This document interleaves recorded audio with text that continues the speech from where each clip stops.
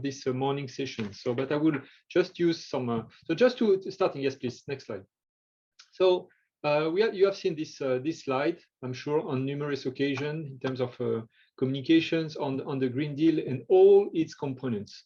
I think that that our colleagues from DG Agri and DG Environment have quite nicely positioned the farm to fork strategy in its bigger picture. And the bigger picture is the European Green Deal, and also shown that it's not only a farm to fork that is at stake. There are a number of other initiatives that are coming from the European Green Deal that have something to say in terms of EU position, vision, openness to the agroecological transition agenda.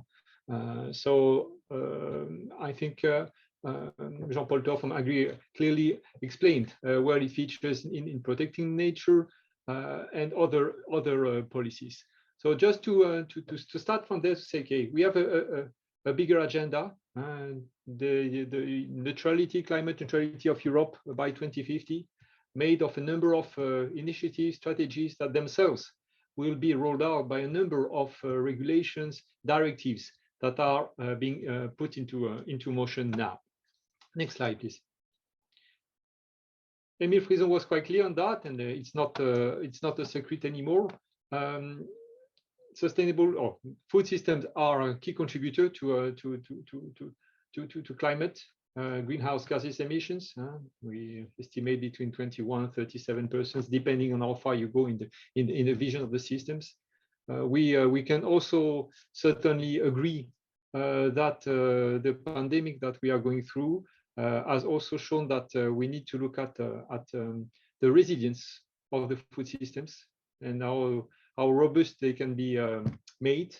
But what I wanted to flag here is that farm to fork is also quite interesting and quite novel, at least in the EU language, because it puts upfront the food systems dimension, from the production up to food loss and waste prevention. And what it makes it even more interesting for us is that it has something to say to many SDGs. So by adopting as much as we can a vision and approach that is supporting sustainability of food systems, we can certainly contribute to a number of SDGs. Next slide, please. This slide is also a repeat from other presentation that you may have seen. I think it's quite interesting in the sense that it clearly shows the so-called 3 dimensions of sustainability that we are pursuing: the economic, social, and environmental one, and interestingly also show the interactions on where you make the links between the economic and the environmental, and this green growth focus, the economic and social dimension, where you are talking more of the inclusivity of growth, the social environmental that puts more the eco-social progress, and this tiny part at the center of the intersections of the 3 circles, which is about sustainable food systems. I think it's interesting in the sense that it shows that that's where we have to go, but at the same time shows how complex it is and how we have to look at that really from the context dimension that we all face in the different countries where we are present and active. Next slide, please. Just mentioned also by Jean-Paul a few minutes ago, I wanted to flag indeed what are intra-EU targets on pesticides use, on fertilizers, indirect targets on fertilizers, the antimicrobial targets, and of course the organic farming and organic aquaculture agenda in Europe. I wanted just to flag that to show that these are somehow ingredients of what could be part of an agroecological transition agenda, as mentioned earlier by Emile Frison. But they are there, they are important targets, they are European targets. Next slide, please.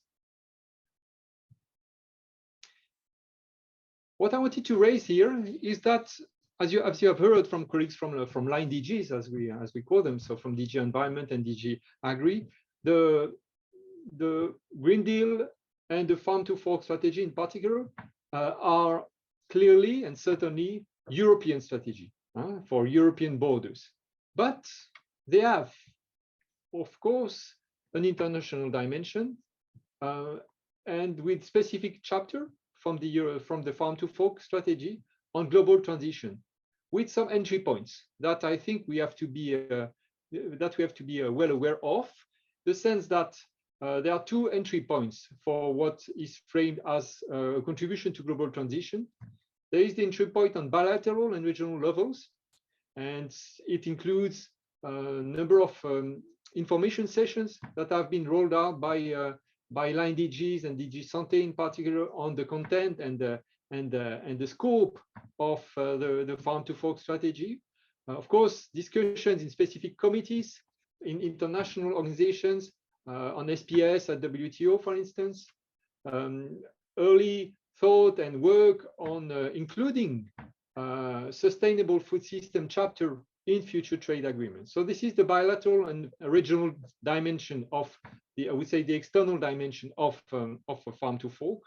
But there's also, of course, the multilateral level, and there you can see what is being done in the context of international events, the recent UN Food System Summit event, the coming Nutrition for Growth event, actions that have been taken in dialogue with international organizations such as the FAO, for instance, and the work that is being done in some important international standard setting bodies such as Codex. So these are elements of the global transition dimension of Farm to Fork. I wanted to flag and extracted an element from the strategy, and I will read it. The sense that the Farm to Fork strategy and this global action is to ensure a successful global transition. The EU will encourage and enable the development of a comprehensive, integrated responses benefiting people, nature, and economic growth. I wanted to flag that because it's somehow also, I think, express what is in the agroecological vision and is our roadmap for engagement with third countries. Next slide, please. So from the Green Deal, from Farm to Fork, from the biodiversity strategy, from their, I would say, their international dimension, we consider that we have a kind of conducive framework for us to support agroecological approaches, transitions for sustainable agri-food systems in our actions in third countries. But saying this, there are a few things that I would like to raise. The first one is that we need to contribute to a better understanding of what agroecology or agroecological approaches are about. I think the intervention from Émile Frison this morning was quite clear. It's a contested topic for different reasons. There are a lot of resistance from different kind of actors, from public authorities to private operators. So we need to have, I would say, open and well-argued discussion on what agroecology is about. And a seminar like the one that we are facilitating for these coming days is an example of a need and first contribution to have a better understanding and a common understanding. Of course, talking about supporting agroecology doesn't mean anything in our system if there is no reference to it in our programming documents. So you have worked very hard on your respective multi-annual indicative programs. We have looked at them, as said by Carla Montesi this morning. We see presence of sustainable food systems in a number of your MIPs. Some are making, I would say, quite explicit references to attention to agroecology, others less. But we, of course, this is the first step, how it can be really positioned in our programming work. And for some of you who may have been involved also in the country agri-food systems, to be aware and to see if agroecology is part of the assessment. We know that it's the case in some of these agri-food systems assessments, but not necessarily all of them. Having mentioned in the MIP is something, but it's not enough, as we know. Then it has to be translated into the annual action plans and the design of the program. So we do our work as a thematic unit to support geographical units, but also yourself to find the right language adapted to your own constraints and your own environment, on putting references, more explicit references to agroecological approaches in the papers that are going to the Strategic Steering Committee on annual action plans. And of course, we will be there to support, to advise, to challenge you maybe at times also on how it can be translated in a consistent way in your programs. Because I wanted also to build on a comment that a colleague from the delegation in Cameroon made about consistency.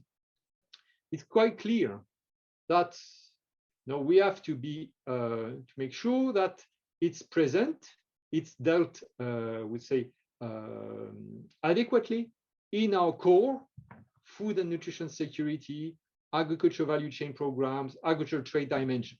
That's clear. But it has also to be well integrated into other initiatives. For our colleagues in delegation in Africa, we have a number of initiatives that are quite strongly promoted, like the renewed Great Green Wall, our initiative on Nature Africa, and we have, of course, to see how we can position agroecology, agroecological approaches into that. So clearly, it's not for us to talk about agroecology in one project and do something else in other projects next by. We know that it's not an easy thing to do, but this is our responsibility to keep a consistent approach and a balanced approach. And then we have a newcomer. And then last point is that, but it will be looked at by colleagues later on. It's that we have to look at it through different entry points. Next slide, please.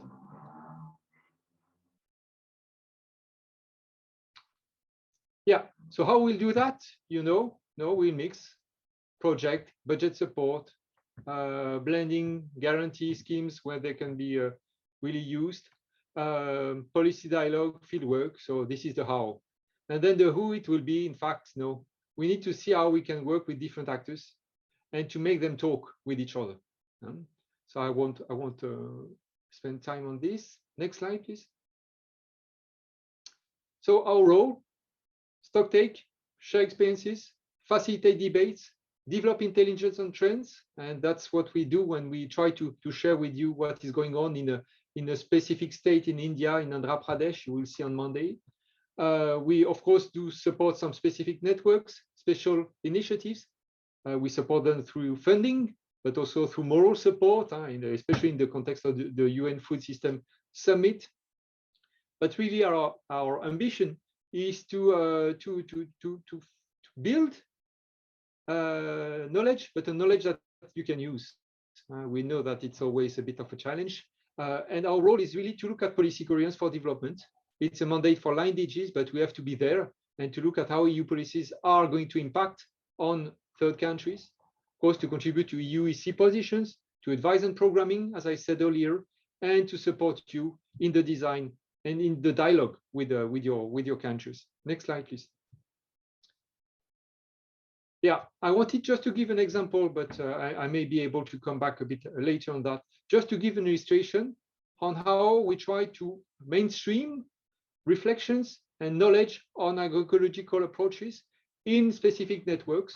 And I just wanted to flag a recent pledge that our president made in support to the CGIAR, the International Network on Research and Innovation in research for development, where clearly we have stated an ambition to support it through a significant amount, where we'll find ways to connect what we'll do under the global challenge envelope and the regional envelopes, and the Africa one in particular, but in which we are also spelling out that we would like to see this kind of network paying much stronger attention to what makes part of the agroecological transition.